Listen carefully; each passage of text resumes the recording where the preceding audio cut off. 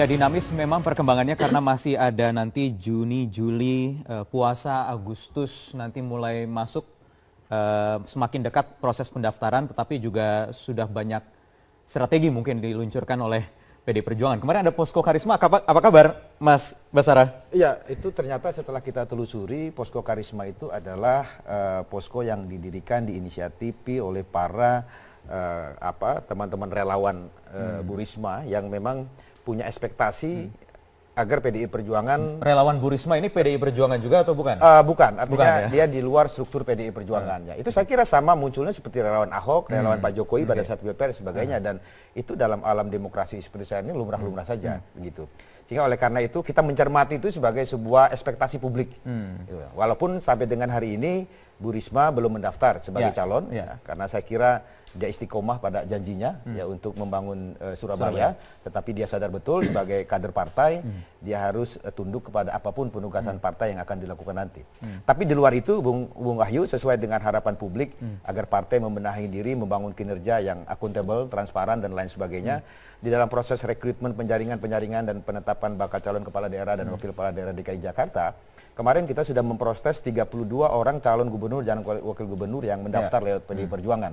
Sekarang ini tahap kami sedang melakukan survei, pemetaan lapangan terhadap semua figur, semua yang mendaftar, untuk kemudian kita memotret faktor popularitas dan sudah bisa tergambar kira-kira hasilnya? Kita masih sedang olah, hasilnya masih dalam proses, dan saya kira kita juga tengah mengkonsolidasikan dengan struktur partai, dalam hal ini DPD DKI Jakarta, DPC, PAC, ranting-ranting dan anak ranting, karena salah satu tujuan pilkada bagi PD Perjuangan bukan hanya merebut kekuasaan politik di daerah, tetapi juga sarana kaderisasi dan konsolidasi.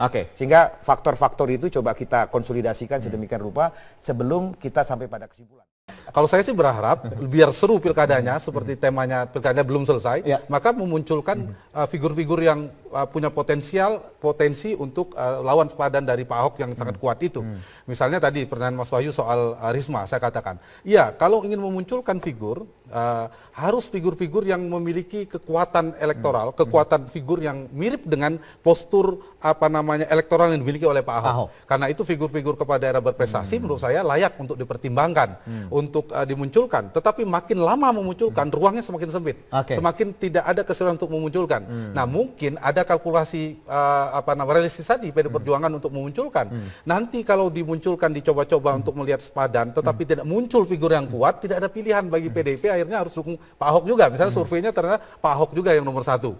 Yang kedua, nanti banyak pertaruhan. Ini kan pertaruhan bagi PD Perjuangan yang memegang kursi legislatif di DPRD. Tidak mau di 2019 punya imbas ketika kalah di eksekutif terhadap legislatifnya. Karena itu banyak yang akan dipertaruhkan. Posisi Bu Risma lagi, terutama akan layu sebelum berkembang. Padahal orangnya orang baik, potensial dan masih panjang. Yang kedua, Jatimnya bisa terlewat peluangnya kalau kalah di pilkada DKI. Jadi memang benar-benar harus berpacu dihitung betul. Tapi di sisi yang lain, PD Perjuangan menurut saya juga mempertimbangkan begitu gengsi politik Gubernur DKI ini. Dulu kan Presiden Republik Indonesia yang jadi Gubernur DKI. Selain itu APBD-nya 67,1 triliun. Ini juga harus diamankan. Jadi faktor-faktor itu menurut saya dihitung betul oleh PD Perjuangan. Tidak mungkin PDIP mengusung nama orang yang tidak akan punya peluang menang. Pertanyaannya, kalau orang yang akan disiapkan oleh PD Perjuangan tidak memiliki peluang menang, kemana? Ya baik, kita awali langsung perbincangan. Mas Basara, benar nih apa yang dikatakan Pak Ahok, sudah ada sinyal dari Bu Mega? Boleh jujur ya? Silakan. Boleh jujur ya? Saya pribadi tuh jadi makin prihatin sama Pak Ahok. Dengan pernyataan beliau terakhir ini, ternyata Pak Ahok ini bukan saja kurang memiliki kecerdasan emosional, tapi juga lemah dalam kecerdasan kultural. Apa yang saya maksud adalah, kalau Pak Ahok mempersepsikan bahwa PDI Perjuangan dalam hal ini melalui Ibu Megawati memberikan sinyal akan mendukung, sebenarnya sinyal dukungan itu sudah sejak lama kita berikan. Bahkan sejak mendukung Pak Ahok menjadi calon wakil gubernur bersama Pak Jokowi, kemudian Pak Jokowi naik jadi presiden, kemudian kita dukung menjadi gubernur, bahkan ketika menjabat gubernur bersengketa politik dengan DPRD DKI, jelang HMP, PDI Perjuangan, Ibu Mega menginstruksikan mencabut dukungan HMP itu. Nah, kemudian tanda-tanda lain itu diberikan, termasuk juga ketika Ibu Mega ulang tahun kemarin, salah satu dari 4 tokoh yang mendapatkan nasi kuning dari Ibu Mega itu adalah Pak Ahok. kemudian 1 minggu sebelum Pak Ahok memberikan ultimatum, itu ada pembicaraan-pembicaraan dengan Bu Mega dan elit PDI Perjuangan yang lain tentang kelanggengan pasangan Pak Ahok dan Pak Jarod. Tiba-tiba seminggu setelah itu tidak angin tidak ada hujan, membuat pernyataan mengultimatum PDI Perjuangan untuk memberikan rekomendasi, gitu kan? Nah, jadi menurut hemat saya Ahok gagal paham. Gagal paham ya. Walaupun sebenarnya sudah bertahap sinyalnya sudah ada sejak mestinya jauh ya. semua sinyalemen itu sudah cukup jelas untuk beliau baca. Oke. Ya, 5 tahun loh, satu pelita Pak Ahok mulai dekat dengan PD Perjuangan dan Bu Mega sejak 2012. Mestinya beliau paham betul bagaimana struktur dan kultur PDI Perjuangan. PDI Perjuangan. Bu Mega itu adalah tokoh politik, tokoh nasional, ketua umum partai politik yang tahu betul bagaimana membedakan antara pribadi, hubungan pribadi dan hubungan organisasi. Baik. Pada konteks ini Pak Ahok gagal. Atau jangan-jangan pengurus yang lain belum tahu karena Pak Ahok kan dengan Bu Mega sering makan bakso, kemudian ini langsung direct informasinya. Jangan-jangan demikian. Itulah yang saya katakan Pak Ahok gagal paham dalam mempersepsikan bagaimana sesungguhnya tipikal Ibu Megawati Soekarno Putri. Dalam konteks hubungan pribadi, Bu Mega adalah seorang figur yang ramah. Ketika beliau suka dengan orang-orang yang dianggap baik, punya kompetensi dan sebagainya, beliau banyak berhubungan baik. Tetapi ketika menyangkut ranah organisasi, maka mekanisme organisasi ini harus ditempuh.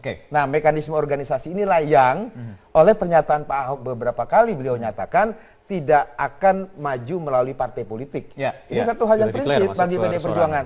Saya garanti 100% kalau PDI Perjuangan disuruh mendukung Pak Ahok dalam kapasitasnya memilih jalur perseorangan, garansi saya 100% PDI Perjuangan tidak akan memilih itu.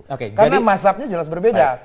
Ini mazhab individualisme, calon perseorangan, PDI Perjuangan, partai politik mazhabnya gotong royong. Jadi apa kira-kira Mas Hanta maksud Pak Ahok sebut sudah dapat kode lagi, sinyalmen dari jaminan dari Bu Mega? PDIP dan Pak Ahok ini sepertinya benci tapi rindu.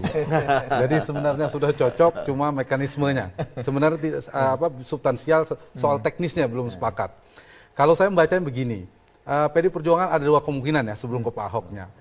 Saya menyampaikan di diskusi di sini juga dengan Pak Bambang Deha, dugaan saya PDI Perjuangan akan menggunakan kalkulasi politik realistis atau dengan konsekuensi nanti PDI Perjuangan akan dinilai menjalankan politik zigzag. Dia kadang mendekat, kadang menjauh, kadang maju, kadang mundur. Ujungnya seperti apa kan belum tahu. Kenapa saya bilang kalkulasinya akan realistis? Pasti PDI Perjuangan tidak sembarangan dalam menentukan calon gubernur. Satu, pertimbangan siapa calon yang paling potensial, paling kuat, elektabilitas. Karena itu instrumen survei, dan sekarang sudah masuk radar survei kabarnya, itu akan menjadi pertimbangan.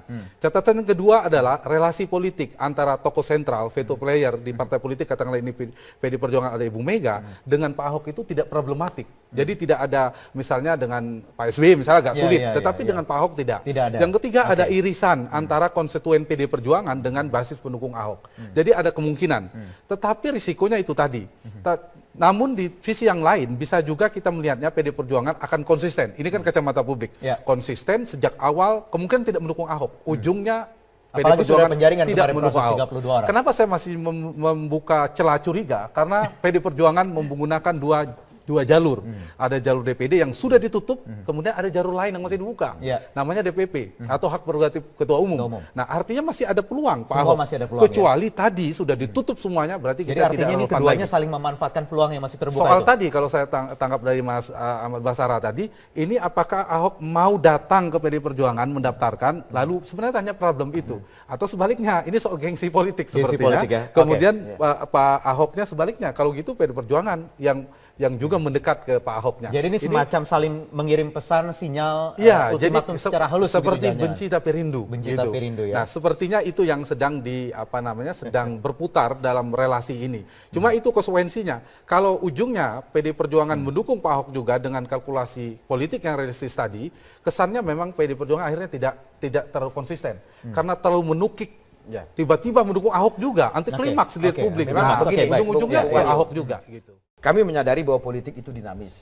Kompleksitas permasalahan Ahok dengan PDI Perjuangan sebenarnya ini kan hubungan kausalitas saja. Ada aksi, ada reaksi. Yang beraksi awal itu adalah Pak Ahok. Dengan dinamika hari ini, saya kira kalaulah peluang dinamika itu ada seperti yang Bung Hanta katakan, dan memang secara teoritis sesuai dengan mekanisme kepartaian masih ada lewat jalur DPP partai ataupun hak prerogatif ketua umum. Tetapi setidak-tidaknya menurut hemat saya ada 3 syarat yang menjadi bahan evaluasi kami. Pertama, kami akan melihat bagaimana dinamika hukum kasus reklamasi dan sumber waras. Karena tidak mungkin kita mengeluarkan rekomendasi kepada seorang yang tiba-tiba menjadi tersangka.